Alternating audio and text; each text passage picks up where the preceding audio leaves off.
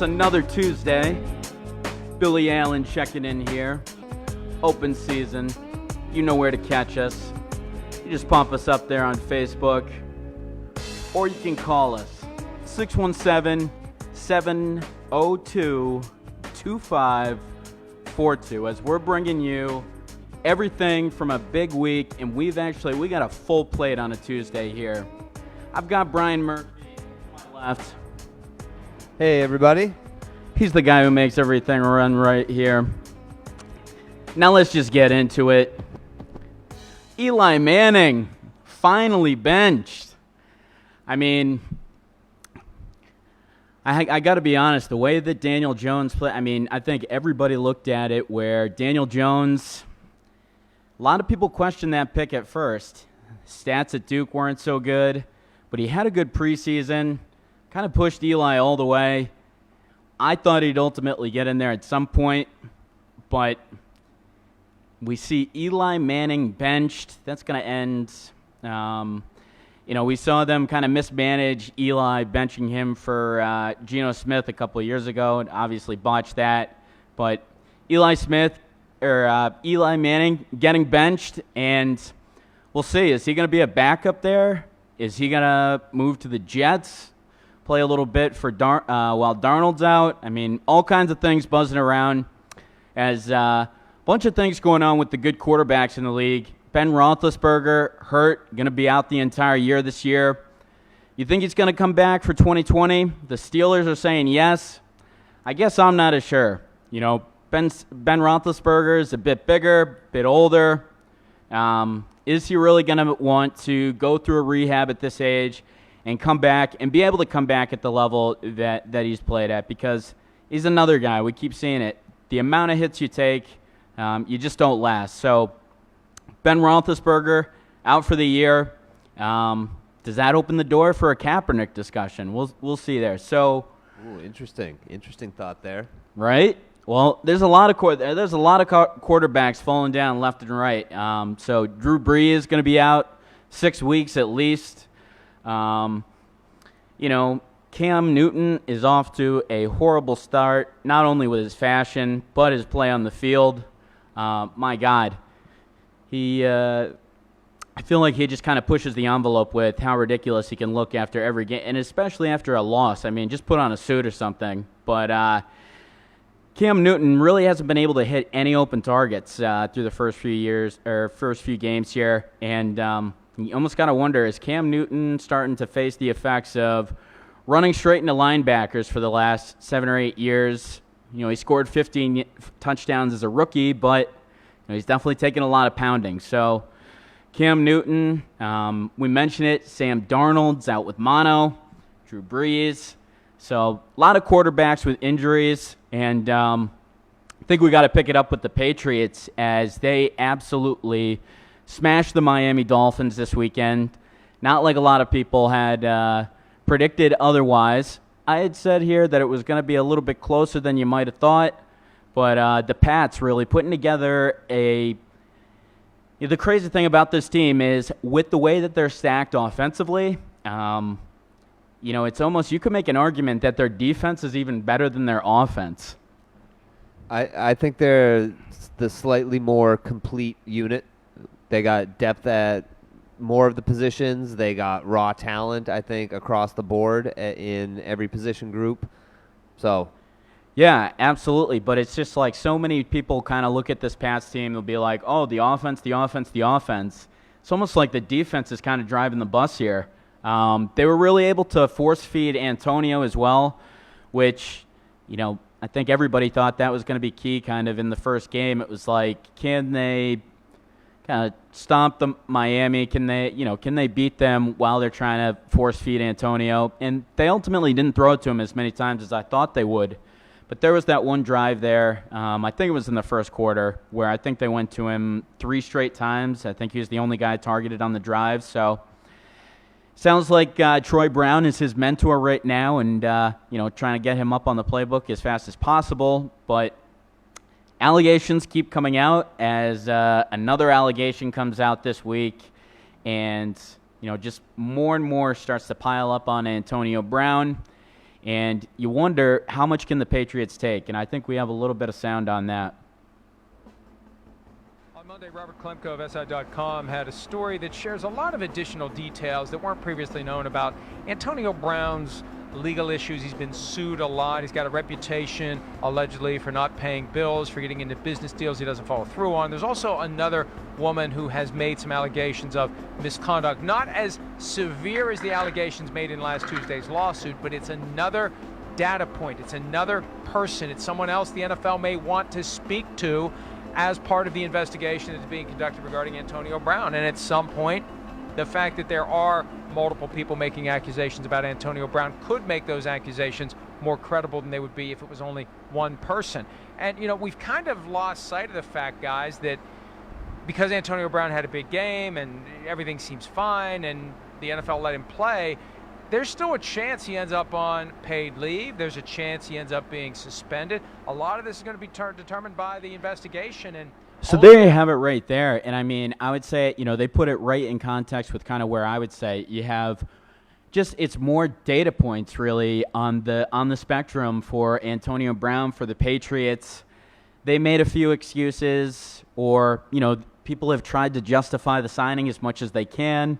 When you first came in, you say that you don't know about some of these things, but again, as another assault case comes out, as Antonio Brown's stepfather has been speaking out, as details just continue to come out about this, and you know, you see one of the things as well is the Patriots actually, they're going against, I mean, they may actually be subject to a fine for not making Antonio Brown available to the media after that game. Actually, it was kind of, they had to rush him out of there because they knew he wasn't going to be able to say anything that was in line with the Patriot way, or something. You know, he was going to go nuts because he's from Miami, catches a touchdown there, first game as a Pat. I mean, but it just goes to kind of the babysitting aspect. You can't even trust this guy to be able to do a press conference, and then you're also, you know, you've got all these things that are just coming out on top of it, and how much is going to be enough ultimately for the Pats? You have to imagine that for Kraft and for Belichick,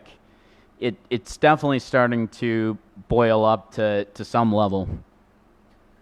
I mean, yeah, it's got to. It's got to be. You know, there's just too many headlines. The stories are getting just too kind of graphic, and with that credible, and it's. You know, I mean, the crazy stuff is this guy's like not paying his shit. I mean, it's just all kinds of nutty behavior. I mean, I think he farted in the face of some doctor the other day or something they were playing a clip on. Yep. It's just like every chance this guy gets to be a creep, it seems like he's taking full advantage of that. So we thought it was a big pill for the Pats to swallow a guy like Gronk, you know. We talked about kind of the family meeting with him every week, and you know, how that was kind of a point of contention for Bill Belichick. This guy is just a whole other level, and he was literally pretty much unguardable while he was on the field, I'd say. You know, I don't know how many snaps he actually played, but for that drive, I mean, that's probably the most wide open that guy may have been in his entire career so far. Just seeing so much space, those 3 catches that he caught right there, and then obviously the post touchdown. You know, good stuff, but again, to what level? You know, they're taking care of one guy like Josh Gordon, you know, still kind of on the road to rehabbing his image. So just how much are the Pats going to ultimately take here? It's a lot of production, but it's a hell of a headache.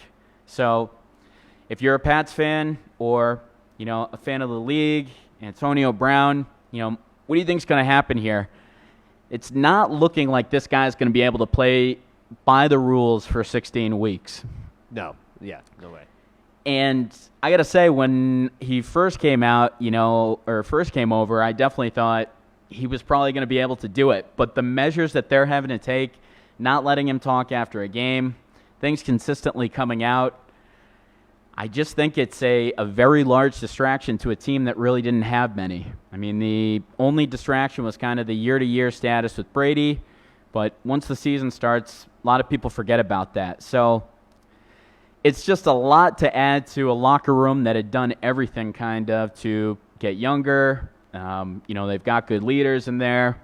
And it's just kind of how much babysitting is required for Antonio Brown. I think it's going to require a lot. And just do the Pats want to deal with this type of crap? I mean, does Brady want to have to, like, stop him from doing Instagram, like, every time? Or it seems like it's worn thin in a couple cities pretty quick.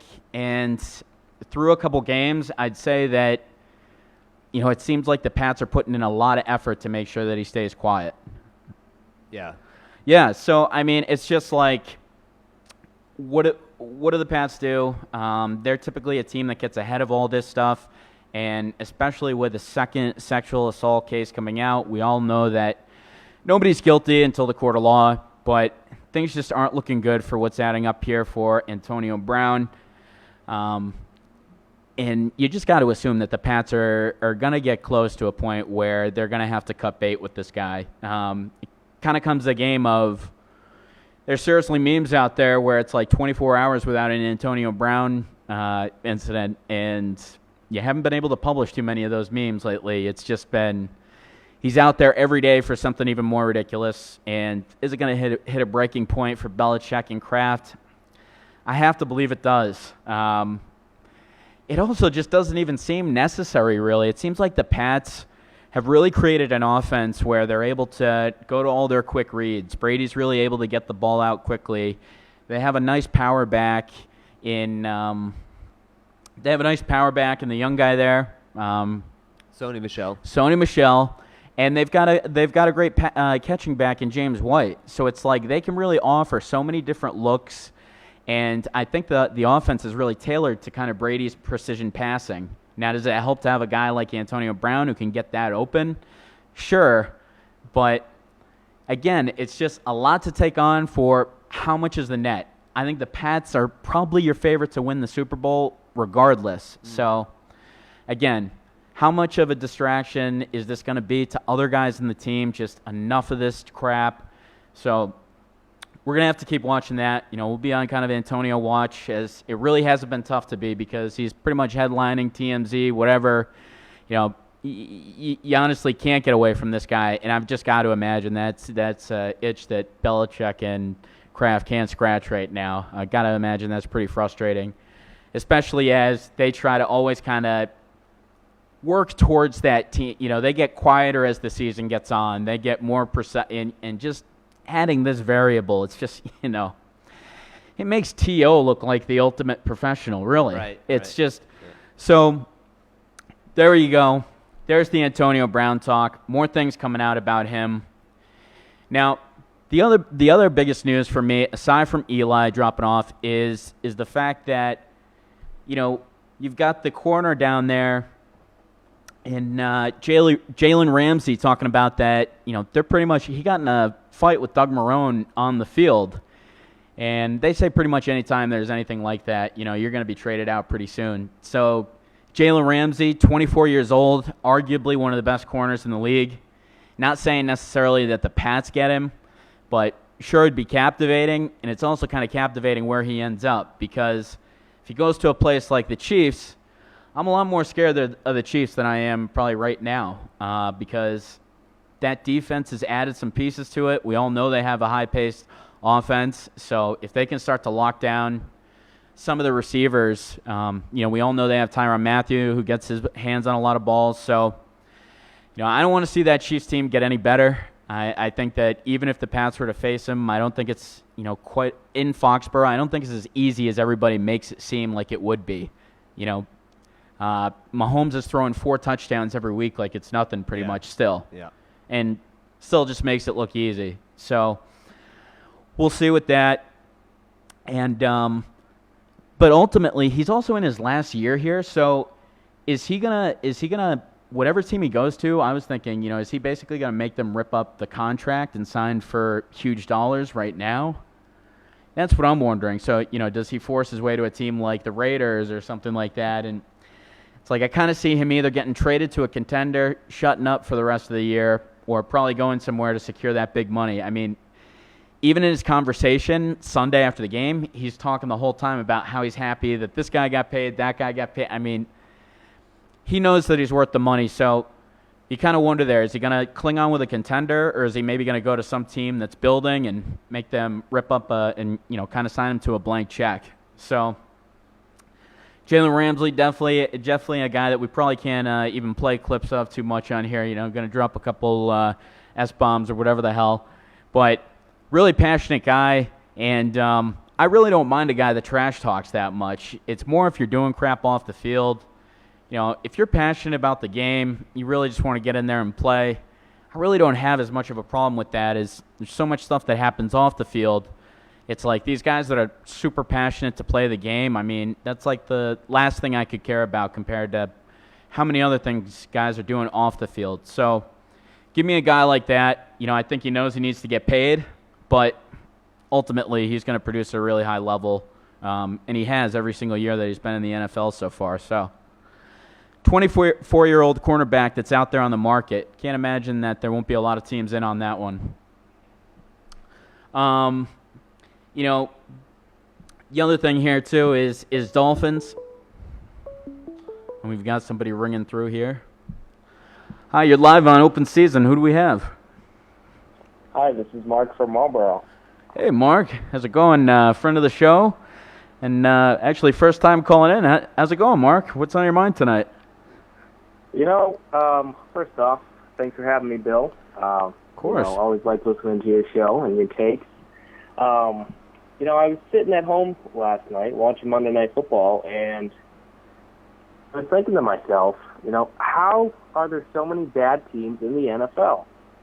I mean, we're blessed to watch the Pats every Sunday, and it's like a well-oiled machine, but some of these other teams can't even set up their line right or, block a pass rusher. I mean, I just don't get it. Yeah, it's amazing, Mark. I would definitely agree with that. I think it's amazing that how well the Pats have done by just kind of being a team that's professional, well-coached. They've never had the most talent, but they're a team that's just well-coached. They do all the right things. They practice all the tough things. And you see all these coaches not necessarily knowing certain rules at the end of the games or how many timeouts they can take. Or I can even remember years ago in 2007 when, Baltimore pretty much peed down their legs in the last few minutes. And we always talk about how many games that teams kind of lose to the Pats just by not really executing. And, I think you also look around, and one of the things for me, Mark, is I see a lot of these top quarterbacks,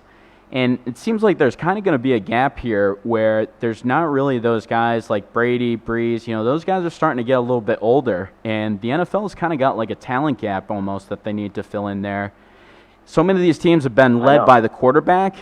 So, I think it's like we're looking at a lot of teams that really don't have the best quarterback, and that's why we see so much dysfunction. It's just there's so much in having a guy. Even remember Manning at the end of his career when he couldn't throw. Just having him being able to call the right audibles, being able to do this and that, was able to lead them all the way down to a Super Bowl. So totally agree with you. And then I also think so many teams are just in looking for their quarterbacks, right? Right. I was going to say, what do you think about Daniel Jones? Do you think he's going to be one of those guys that can step up and prove everyone wrong?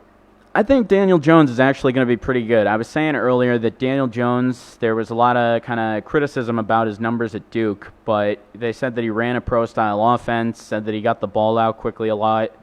If you look at him, I mean, he looks like a pretty standard quarterback, like height and lengthwise, and so far he's looked really good in the preseason. Obviously, I'm not going to use that as much of a measuring stick, but he's looked good so far. And I think it's just really tough when you have a guy that's older, that there's just so much excitement around the young guy, and especially taking him at 6 overall. I think that just, I think people have kind of finally had it of Eli Manning. I think there's too much upside in Daniel Jones right now, and I kind of thought we might see him in maybe like week 12, week 14. Didn't think it was going to be this early, but yeah, I gotta agree. But just, one more point on him. I think he has the mental makeup to make it not only in the NFL but in New York because, a lot of these guys with that criticism coming from them, they would waver and you could see it affect them. Even I heard last night Trevor Siemian, couldn't even sleep the night that he found out he was going to start. And, I mean, look how that happened. So, yeah, I don't think most of their fans could either, right? God, Trevor Siemian, seeing him on a starting roster, yeah, that's got to be cause for concern. I mean, and enough about the Sam Darnold on mono. That killed me. I was really excited to see what he'd do this year. I don't think he's going to miss too many games, but you kind of already look at it like a lost season for the Jets. I think they should just go to the Wildcat. It was working when they tried it better than anything else. Yeah, I mean, it's interesting too because do you think there's any chance that Eli Manning? Do you think he leaves the Giants at all? Do you think he stays the string out there as a backup? What do you think about that? Because I've actually heard people talking about the Jets maybe bringing him in, and I know that sounds crazy, but yeah, I think they'll give Jones a few weeks and kind of let him see how he develops. But if he's playing well, then I bet they probably will trade Eli because, as this whole conversation's been about, there are just so many bad quarterbacks and bad teams in the NFL.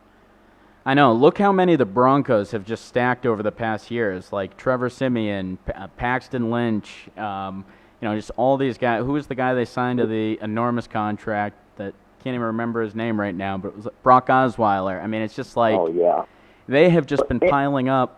And you were talking the other day. Go ahead. Sorry. I was going to say, even those names, they keep popping up, and teams keep trying the same guys, and the same result keeps happening. So there's got to be someone else out there. Sign someone from the CFL, or I don't know. Yeah, and honestly, I'd rather draft a guy to suck than to have a guy who's 35 that sucks, That's kind of like the whole thing with Daniel Jones. You draft him at 1, they kind of pushed Eli out with that move almost, Yeah, are we still hanging on to hope for Tannehill here? Well, I mean, Miami only held on for 8 years. Yeah, that's the thing. The benefit of these contracts nowadays is I thought they made them so that you don't have to hang on to these first-round quarterbacks for 10 years, but everybody's still doing it regardless. I mean, look with the Bengals. We talk about how much Dalton sucks every year. And every year, he's inked there to $25 million, and they don't look like they're going to get rid of him anytime in sight. So, yeah, you kind of just settle around like I mean, Dak Prescott, I would rather go to the draft any day than pay that guy $35 million. I mean, it makes me queasy to think about paying that guy $35 million. You're not going to be able to build any type of defense over the next few years or really do anything aside from have him and Dak, I feel like. Or have him and Zeke, I feel like. So that's the thing for me. It's like right now. What's that? I said they're lighting it up right now. Oh, I know. I'm sure until he signs his name on that dotted line, he'll probably throw for 6 touchdowns after he signs that contract, right? I can sure use him on my fantasy team. Oh God! And then, hey, what do you think too about the Pats hanging on to Antonio Brown? I know you feel like it's pretty hypocritical. Oh boy, yeah. I just can't really get behind it. It's hard to rally just behind that move. I feel like it's a greedy move, kind of on everyone's end, and just leaves a bad taste in my mouth. Being a longtime Patriots fan and. I just hate to see the season and everything being enveloped around this one player. It's always been about the team first, and I can't seem to talk about the team without talking about that specific player. Absolutely. Yeah, it seems like you absolutely can't. And totally agree there. And great stuff out of Mark. We appreciate him calling in from Marlboro. As we toss it around here, and, just like that, the Dolphins are right on their way to trying to go for the worst spot this year and tank, and they're 0-2, and they've lost by the biggest margin in NFL history in the first couple games here. But I think they're tanking in the wrong year. Trevor Lawrence is the quarterback that everybody wants. I don't even think there's that much of a prize this next year at Ohio State or any of these other areas. So I don't even know why they necessarily want to tank too hard this year. They've waited so many years to kind of tank, and then they're working in a year where there's just really not that many. I mean, so you got you've got the other guy from Ohio State that I can't recall his name right now, but you just don't have any blue chip, I feel like, top number guys that are worth absolutely throwing a season away for. And then at that, there's no really guarantee. I would tank for Lawrence. I got to admit, I would throw my hat in the ring if I was a bad team. He's that good, I think. I mean, every time I see him play, I'm like, I can't believe he can make those throws. I mean, he just seems like the best prospect I can think of since Andrew Luck. So, Miami, again, we talk about some of the ineptness here. Miami, I don't even know necessarily what the prize that you tank again, draft a guy that maybe necessarily isn't a franchise quarterback. So, talk about so many teams and how they can't quite manage it. And, I mean, AFC East is pretty much awful every single year. I mean, I think you're looking at probably the Bills at this point maybe coming out as the number 2 team. So, you're talking about, I mean, and teams always do this, how lucky the Patriots are because they don't have to play every year. But, I mean, honestly, nobody goes back and looks at the Warriors' first championship and says, hey, Kyrie and Love were hurt and all that. You started a dynasty. So at some point you start stacking things up, and ultimately, there's nothing that can kind of compare to it. But, the Dolphins 0-2, the Jets, things are looking bad there with Darnold being out. It's unfortunate because I was kind of looking forward to just a little bit of development, I guess, in the AFC East. Looking forward to maybe seeing what Darnold could put together. I felt like he had better weapons. Obviously, Le'Veon Bell's better than anyone he's ever played with on offense. And he's a guy that over his whole career, he's never really had those stud receivers. He's kind of always been a guy that can pass the ball around to everyone. So it's a little bit sad that, he's out from a disease that, honestly, I don't know when the last time I heard somebody who actually had a case of mono hold them out from something. It's got to have been since high school. Yeah, high school, college. So, I mean, it is kind of a testament to how young this guy is, right, that he's still susceptible to high school diseases. I mean, guy was 20 last year, 21, I think still youngest guy in the NFL, so a lot of room to develop, but, sounds like, I mean, has this guy had the chicken pox yet as well? But honestly, so young that he's got mono, and, unfortunately, that just kind of throws the whole Jets season, I think, up in the air. I thought that they could have been a team that maybe was maybe surprised people and ended up at 8-8, but, you're kind of looking at, I mean, I will say this, Josh Allen is a pretty good fantasy quarterback, at least, over the past, he's got a huge arm, and the guy can run. So he should be at least an exciting quarterback for Bills fans to watch over the next few years, especially with some of the bums that they've taken over the years with J.P. Lossman. They've had a lot of E.J. Manuel was a guy that they took up really high. Nathan Peterman, who set the he set the record for interceptions a game, 7 interceptions in a game. I never get that. How do you get to 3 or 4? And just start chucking it around, But nothing left to lose at that point. You got to start dumping it off at some point. Come on, find your James White, your Tariq Cohen.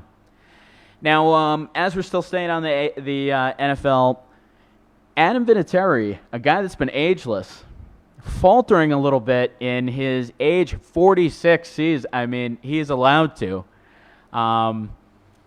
and little bit of talk there about maybe was he going to hang him up, but it seems like ultimately he struggled a little bit through the first couple weeks, missed some kicks, but sounds like he's committed to staying on the year and finishing out. So we'll have to see here how effective he is, and, for me, I mean, it feels like when this guy left New England, it honestly felt like the guy got better, got stronger. Oh, yeah. I mean, yeah. He may be the one guy that you could probably say Belichick moved on from too early or something and picked the wrong guy. Maybe you say he brought in him, moved on from him 10 years in to get 10 years of Gostowski. You could have kept him the whole way through. Maybe had the better. I mean, he's maybe the only. It's guys like him and Brady are the only guys that test the system. You've got to play 20 plus years in order to do it. But yep, true. But, I mean, that's one thing that always amazed me, too, is because I can remember some of those kicks in the beginning of Adam Vinatieri's career where it'd be a 40-yard kick. Even the 48-yarder in the Dome against the Rams, we were all crossing our fingers like, will it have the distance, I felt like. And, you watch him go over to the Colts, and part of it's playing in the Dome, but just booming some of those kicks. Like, it's almost like, felt like he almost got better when he left New England. He may have put up as many 100-point seasons as he did with the Colts as he did with New England. So it was just if not more. When he left, there's so many guys that leave the team that they've kicked with for 10 years. They boot around to another team or two. Lindo Mari their way out of the league pretty quickly or something. We just don't see guys that kick at the highest level really for 10 years, go to another team and do it for another 10 years. So he's really the ultimate testament of time, I'd say, as far as at least the place kicker position is considered. And I'm rooting for him to finish out this season strong. I think it's cool, too, that, I think it'd be the easy move for him to just retire or whatever if he thinks he sucks. Yeah. It takes something more to be like, you know what, let me get this straight.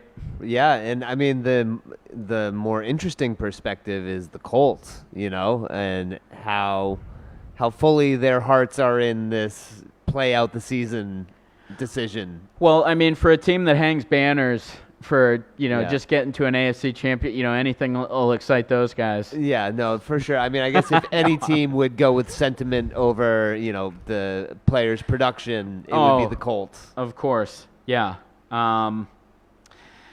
Yeah, I mean, the Colts are, they're definitely, Jacoby Brissett, I will say, did play better this past week than I thought. I mean, when we dumped that guy off, I thought that was the ultimate. Belichick made him look good in one game, get a second-round pick or whatever they got for him. And I'm not saying he's anything that's good, but there's people playing him in fantasy. He's been somewhat productive. Yeah. I didn't think he was going to be getting any starts in the NFL, kind of what the play, no matter what the circumstances were. And he also got paid doing it. Signed a deal that gets him $15 million a year over the next couple of years. So. Yep. Got to tip your caps up there to another guy who came through the Belichick school of, hand the ball off, make those high conversion throws, and go get paid. So we'll see what I don't think the ceiling's very high for Jacoby Brissett personally. So it's a good story that he did pretty well last week, but I don't really see it long term. I think the Colts are in for a long season. It's unfortunate, Andrew Luck was really one of the best quarterbacks when he was healthy, and it's unfortunate that he's got an injury that, took him so far away from the game, and it also took him so long to decide as well. That's the other tough thing, when you make a decision like that at the end is team maybe makes a quarterback pick earlier on, maybe can do this, that. Maybe there's a couple moves where guys who don't want to be on the team now because they have no chance. You could have fleeced up some salary. Nothing too big, but there's some things you can do when you kind of know things about your future there, especially as it relates to injuries. So I think if the Colts had probably 4 months back and had the information on that injury, they probably would have made some different moves there. Yeah. So Colts again, God, validating that stupid decision by McDaniels where he was all in, made everybody move down there, and then decided at the last second that where his kids went to school was more important. Yeah, right. I never believe that thing for athletes. Whenever they start talking about where their kids are going to go to school or this, that, you get paid if some team was going to offer McDaniels $20 million a year, I don't think he'd give a crap what school his kids were going to or if it was from a great organization. I mean, it's never. But however, McDaniels, God, that guy just keeps getting validated by his decision not to go. And I don't know when he's ultimately going to pull the trigger. I don't know if it's ever going to get too late for him to pull the trigger where here's the only place where he can actually be the coach. Do you think we're at that position? Getting close. I mean, you can't take teams to the altar every single year like he has. Right. Will he do it this year? Tough to say. Yeah. I mean, honestly, seems like he always kind of makes his decision. Well, obviously, but makes the decision later in the season. You really don't know what to expect. But it's like every year you're kind of talking about this again. as we say, the Pats are a team you always got to mention Antonio Brown. Not to the same level of anything like that, but I feel like every single year we're kind of talking about, is McDaniel staying? Is he going? Like, it's always a theme with this team. And, I just don't know what last year did for him, if anything, really. Like, just winning additional championships, staying here. At this point, it feels like he's either got to be waiting out that coach position. Right. Or he's just never going to take a coach position. I mean, maybe they paid him. They talk about sweetening the deal. Maybe they paid him what a coach gets to be an offensive coordinator. Yeah. And that makes a lot more sense for him at this point. But, again, I'm just surprised that decision was validated, because last year, Luck, he has that amazing year. Everybody's saying, oh, what are then Luck done? All this. So it's just like the ultimate snake, I feel like, McDaniels. He always gets so close to the purchase and then up. So, we'll see how he does this year. But, yeah, he actually definitely got out of Dodge with the Colts this year, as Vinatieri, the 46-year-old kicker, is the guy that everybody's rallying around, to your point. Not the case for most other teams that are hoping they can compete. Now, I feel like I absolutely have to touch on this, too. There's been two young quarterbacks that have absolutely scorched the first couple weeks that I really was not going to put any stock behind through the first half of the season, I would say. And that would be Lamar Jackson and Kyler Murray. I mean, Lamar Jackson, I thought last year was kind of a situation where Flacco got hurt. They played Jackson. He did really well, or well enough, managed them to 6 straight wins. Pretty tough to put in another quarterback that's fighting off injuries when you've got a team that's won 6 straight. I didn't even necessarily know if this was going to be Lamar Jackson's team after last year. Yeah. If they might give the reins back to Flacco. So I guess I was shocked that they were so ready to move on from him. And they have done a great job in putting the pieces around him. Mark Ingram and him, I feel like that play action is really unstoppable when you have Jackson, who can go wherever, and Ingram, who's just going forward like a Mack truck. Yeah. You've got to be able to account for, or it's a field day for Mark Ingram, and we've already seen him have a couple long runs. Yep. Just because the fact you got to play him honest. So, Lamar Jackson really is looking like that Michael Vick 2.0 that everybody has kind of talked about, tried to find. It's certainly 2 games, and we're not going to get crazy about that, but we've really seen him look good as a passer through 2 weeks, which when I thought the Ravens got him, I thought he was a 2 or 3 year project. I really liked him as an athlete, but I didn't think we were talking about, throwing ability, accuracy, things like that at this point. I thought it was amazing athlete that we're going to turn into a quarterback, and he's completely taken the step, the learning curve, I'd say. They say this guy's obsessed with football as well, and that always helps. You guys that are into it and all that. Gronk, that guy would work out 4 hours. They always wonder why he picked up the playbook. It's because he was obsessed with the game. Don't have to be the smartest, but Lamar Jackson, and not even saying I don't know if Lamar Jackson's smart or not. However, so many people thought, this is a team that's heavily around the run game, him kind of running for his life. He can't take this many hits. I think there was one game last year where he had 20 attempts rushing in a game. I think that caught everyone's eyes. You can't rush that many times in a game. And it seems like he actually has, been able to sit back, look at a couple different reads. He's caught Hollywood Brown for a couple 65-yard touchdowns already. And he's looked really comfortable back there as a passer, which I didn't really think was something we'd see at this point. I thought he'd kind of be running around for his life to create the space. And, the guy has an absolute cannon for an arm. Yeah, it kind of almost reminds me of that's been the most Randall Cunningham, where you can run around like that and be able to make those types of throws on the run. But another one, too, is Kyler Murray. He was so small. So many people weren't necessarily sure if that was going to work out. And again, through 2 weeks, we're not saying anything, but both of these quarterbacks had a lot of attempts. It was really like leading their offense, so I guess that's why, I kind of picked these two. Kyler Murray, both games, over 300 yards, completed around 70% plus passing on both of those games, and, extremely accurate, uses his feet to just be able to get into a good position where guys don't bat the ball down. Kind of thought at the line of scrimmage? Is he going to get balls bat down at the NFL level? I mean, we see 6'5" guys get balls batted. So when you see a guy that's standing on his tippy toes to claim 5'8", you don't know necessarily how that's going to work. But it seems like with his feet, he's really able to get himself into a position to see where he needs to see. And then it's really about the arm. I thought he was another guy where we were kind of like, he's one of the best athletes you're going to see. Can he be a quarterback? And this is really, I think, a quarterback who's extremely athletic. I think it's just always been, he's kind of been too small always. And that's really the thing that he has to overcome. But he can certainly throw the ball. Oh, yeah. I think because he got put in that offense, a lot of people kind of, and had the similar results to Baker Mayfield, maybe a lot of people kind of said, hey, maybe you can just plug anybody in there. But I think when you watch his clips from college as well, very polished passer, and that's something that really stuck out to me.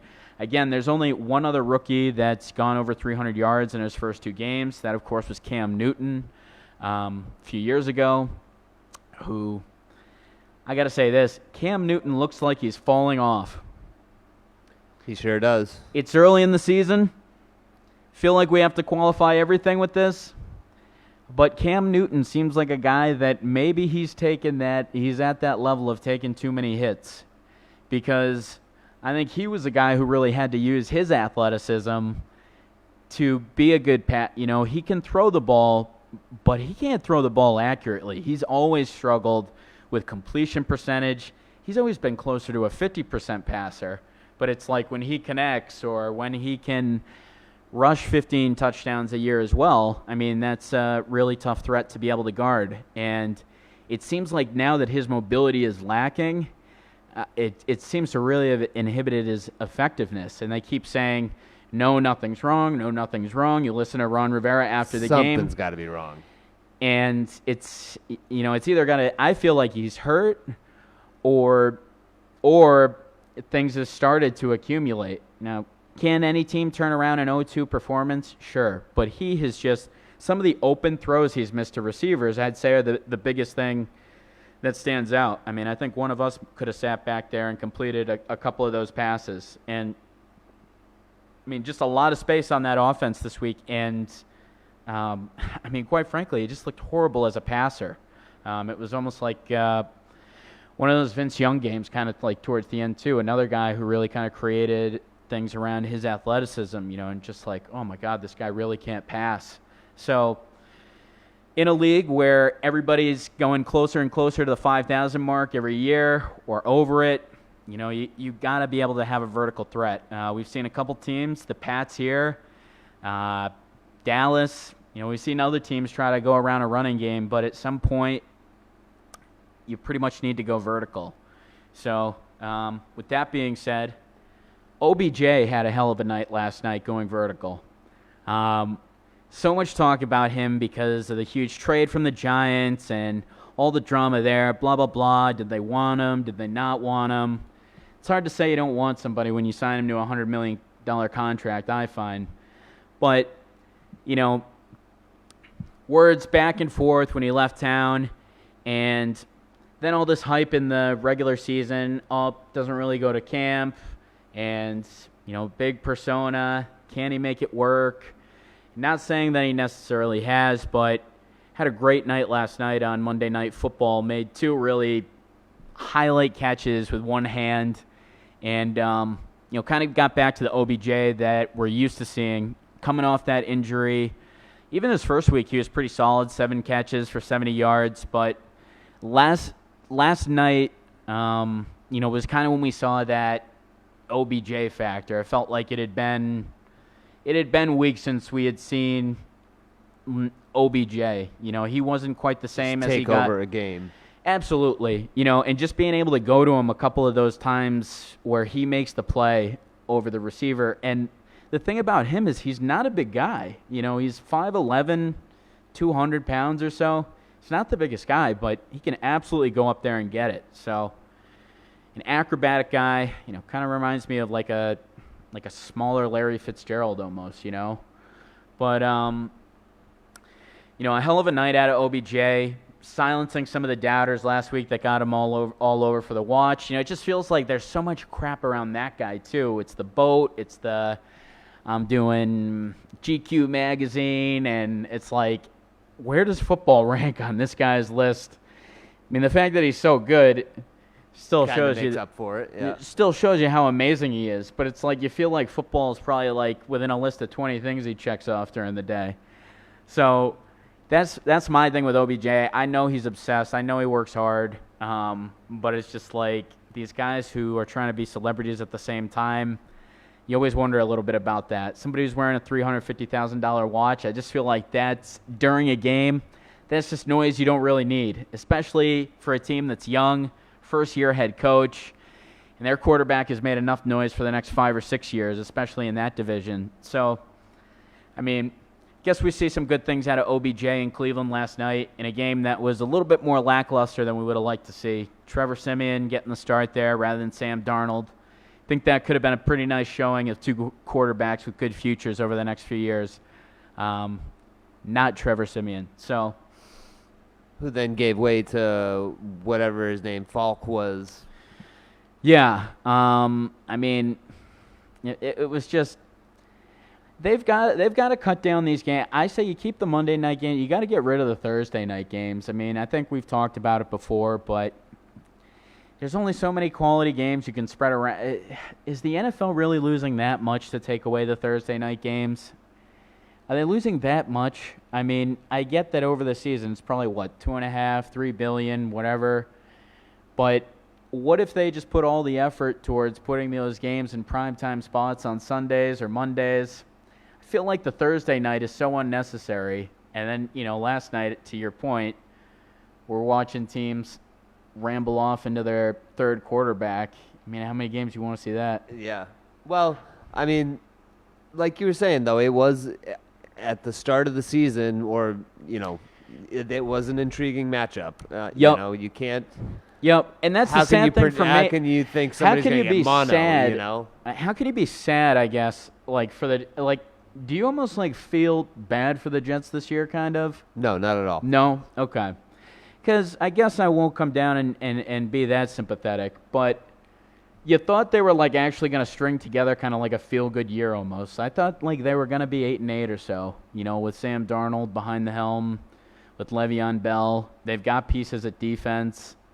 I didn't think they were necessarily, a surprise 8-8 team, but obviously that's out the window now, and unfortunate that Sam Darnold didn't really get a chance to kind of start this year fresh and all that. So, somebody that I wanted to see. So I'd definitely say out there, if you're looking for guys to pick up, just to go off that, I'd say Josh Allen is a guy that's probably owned in maybe 50% of leagues or less that you probably should try to get your hands on. Guy that's running the ball, has a huge arm as well, and, we know in this league, you can have guys like John Kitna. You can have guys that throw 3 touchdowns before picks or whatever it is. As long as you have a guy that can put up some numbers, and then guys that rush for a ton of yards too. I mean, we talk so much about Lamar Jackson. I mean, Josh Allen's right up there pretty much as far as rushing. It's surprising, but he rushes the ball a lot as well. So I think it's somebody that you should definitely, if you're thin at quarterback, I would take a look over that way because he may or may not be owned in your league. And, God, it's tough to find a quarterback when you've got one of these top guys that have been hurt. If you're riding Ben, Drew Brees, you're in trouble. You're in a little bit of trouble, and you probably need to make that type of pickup, that Colin Kaepernick type pickup that we almost alluded to there. Now, do you think that any of these teams potentially look at Kaepernick? These teams like the Saints, who Teddy Bridgewater is going to be their number one quarterback, but realistically hasn't seen a lot of action over the past few years. I guess Big Ben, there's really not much of a succession plan there yet as well. I think there's a couple teams that could use a veteran presence. If he's still serious about football, it seems like there's a couple opportunities for him. I think with me, it's how much does he want to play out the string kind of on the anti-NFL? I basically wonder, is there a point where the NFL can make him happy enough where he would come back? Not if he has to make some public statement, absolving himself or disavowing his prior protests against the NFL, which I can kind of imagine happening. But no, that would be the deal breaker for him. What do you think is a scenario he would come back in? Do you think he'd come in as a backup, take a lower salary? No, the scenario is just the one that you're talking about. All these teams with injured quarterbacks, and the position is so thin. Kaepernick has got to be better than. Because, honestly, I kind of even forgot about the whole Kaepernick talk until the Big Ben injury, and then people started bringing up his name as a replacement, or, like I said, I just don't know how much stock I'm going to put in Teddy Bridgewater as a backup. He was great in college, but I just don't know how much he's affected by that injury. I don't know how effective he's going to be moving forward. I've got questions there. So, if I'm one of those teams, I think it makes very good sense for Pittsburgh. And the one factor is that it has now been a few years since he hasn't played in professional football, and you just wonder if there's some skills have fallen off a little bit. Is it, would he be all in on learning the playbook and I'm certainly someone that believes that, even if you take a year off, stuff comes off. It takes a little longer to get back. Exactly. It's so to take a few years off, I completely agree with that. Has he been training like an NFL player for the last 3 years? It's pretty tough to duplicate that type of training, without being in that environment. Maybe you stayed in shape, but that's different than being able to throw 60 yards, being able to throw short, medium, being able to make 3 reads. He had a lot of trouble making 3 reads the last time he was good, and, he used his feet a lot of times to make the read that he had kind of gone in on. So I guess it's just been interesting for me, too, because there's so many people who still think that Kaepernick deserves a chance, right? I feel like there's been so many people that have kind of gone out of the league.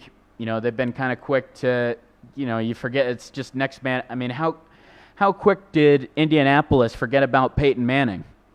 The best quarterback ever. And Luck helped that a lot. Sure, but I guess I'm just saying, in today's society, how quick can you forget something, I guess? We see Kaepernick's name come up every time, really, that there's a quarterback opening. So, is he trying out for some of these teams? You also heard, too, that with Baltimore, he had, tried out. Maybe with Seattle, he had tried out and then didn't want to necessarily maybe take the – So I agree with you where I think it comes down to, does he actually want to get on a roster, put in the grind, or has he become kind of like this public figure almost that, is kind of too far away from the game? But it's just surprising to me that his name is always up there on top of backups. And it goes to Mark's point where, there's just not a lot of teams that have the talent, not a lot of teams that have the quarterback that's lined up. I think Miami spending 8-9 years on Tannehill is the perfect example. That guy never showed you a glimpse that he was going to be anything, and you kept him for 8-9 years, paid him $20+ million a year, and for what? You're just back to crap. And it's because you're scared into you've got to have one to be relevant, and we see it across the league, and I definitely think we are kind of going through a transition point where some of the guys who've carried the league for the last 10 years are kind of seeing their way out. I'm not saying this injury puts Drew Brees out, could come back, be successful for a couple of years, but again, Ben Roethlisberger, we're seeing guys that have really carried franchise and fan bases. Drew Brees, what can you say that he hasn't done for that fan base down there in New Orleans, and how far they've come along, bringing them a title, especially in the wake of Katrina. Just everything. So there's a lot of guys I feel like who are kind of at that level. Phillip Rivers, I feel like, maybe he's got a couple of years, but another guy that's been a great quarterback that I think you're starting to look down, and there's kind of this mid-level of guys where we're just not really sure. Are we sure Jimmy Garoppolo's good? I mean, he has a bad week, a good week. Mitch Trubisky, we kind of thought he was good last year because he was able to manage a little bit more, hand off to the running backs. They didn't ask him to do as much. Now they're talking like he's the worst player you've ever seen touch a field. Right. And we've seen it happen with guys like Osweiler, so it's tough. And you don't get a long window to evaluate these guys, especially when you've got a franchise quarterback who's itching to come back. You get a couple weeks here. How many weeks did teams get to actually evaluate Jimmy Garoppolo as a starter? You kind of got to make that call without being able to see a whole lot. Yep. At that point, you were kind of taking the Pats' word on, he's been in the system 3 years. He practices with the Pats every day for 3. Like, that's almost what you're selling yourself more on at that point. So you've got a lot of quarterbacks where it's kind of like that again, Cam Newton, another one, I think, dropping off huge although he's much younger, he's 10 years younger than these guys we're talking about. But I just think running straight takes we saw Peyton Hillis, who had that crazy year in Cleveland. But you knew that he was injury bound because you just can't run straight into linebackers every single time. And we see these guys that are staying on longer, Rodgers, Brady, able to avoid some of the hits a little bit. Rodgers not quite as much, but these guys are definitely learning that the more contact, the more hits they take. You see some of these running quarterbacks coming out, and it's almost like a science, this whole kind of workload management, and you're looking at it and you're like, that's just not the formula. Or if you do get one of those guys, you kind of have to know they last 9-10 years. Shelf life. Exactly. So Cam Newton, I would definitely say I thought he was going to be good for another 5-6 years, and I'm definitely questioning that through the first 2 weeks, which is definitely something I didn't think I would be. He's usually a guy that even when he stinks, he can still make plays with his legs, still complete a couple long balls for touchdowns to guys like Ted Ginn. I mean, think about how many long tosses he had for touchdowns to random guys like that. And Greg Olsen, he pretty much made him, Greg Olsen was really talented, but, I mean, he had 4 really incredible years with Newton there. So it's going to be interesting to see what happens there and who fills some of these gaps. I think there's room for some no-namers. You got that kid Minshew, who's the quarterback in Jacksonville right now, and looking pretty good in some backup duty to Nick Foles. So you have a chance here where there's just kind of in a different place for the NFL. I feel like it's been so quarterback-driven. Maybe Matt Stafford is another one where I just don't know how much more of a ceiling he has. He plays out the string a little bit more, but there's just so many quarterbacks. Even Matt Ryan is getting a little bit older. Yep. And you kind of just need this young insurgence. I mean, look at how much attention people are paying to Lamar Jackson. So, I mean, I just think there's a little bit of talent drain at quarterback, which has really led the NFL over the last year. So it's got to be, some wideouts, some cornerbacks, some other guys coming forward. And it's also got to be, I think, there's going to be some random guys stepping up over the next couple of years, too, fitting in here for their spots. Minshew, I'm rooting for that guy all the way. Six-round draft pick. Sounds like a familiar story, I know. Yep. But let's see. As we tie things down here, just a sad note, kind of like on the way the MLB MVP candidate race is kind of finishing out. Christian Yelich, Mike Trout, Josh Bell, all pretty much leading guys, I would say, for the MVP, all suffering injuries this week and out for the end of the year there, out for the last 15 games. Yelich, Trout, I would say that they're probably both going to be the MVP in their league respectively. And, it stinks to lose these guys coming down to the end of the wire. It's unfortunate. We're in this tough day now where it's kind of like there's not that onus to play every single game. There's more of an onus to stay healthy. And we see teams doing that more and more, cutting guys off, managing them a little bit more. And, just unfortunate that 3 guys, and especially Mike Trout's won an MVP before. I don't think they get any less shiny the more you get. But, Josh Bell, a guy that really came out of nowhere to contend for the MVP this year, just tough when a couple of those guys who have great seasons anyway, you're going to look back on this season, see the numbers. You won't necessarily probably remember how many games it was in. So tough to see a couple top MVP candidates get the rug pulled out from them, so to speak. But I'd be completely remiss here if in Boston I didn't mention that 29-year-old rookie Mike Yaz Stremski, grandson of Yaz, actually hit his 20th home run tonight. And how many 29-year-old rookies do we see? You're hanging on in the minor leagues from 17 to 29. Who are the grandsons of you've got to be damn near crazy. Hall of Fame legends. Well, maybe that's the only maybe they were able to bankroll him a little bit while he played independent ball for the last 10, 11, 12 years. So a great story for Mike Yastrzemski, 29-year-old rookie, hitting his 20th bomb tonight. Grandson of Yaz. Good vibes all around. Markelle Fultz had his option picked up by the Magic. And Sean Livingston, a 3-time world champ, decided to hang it up as the Bruins signed McAvoy to a 3-year, $14.5 million deal. They also signed Carlo as well. And unfortunately, we'll have to get into that more next week as we wrap up the sports beat for you here on Open Season. For Brian Murphy, I'm Billy Allen. We'll catch you next week.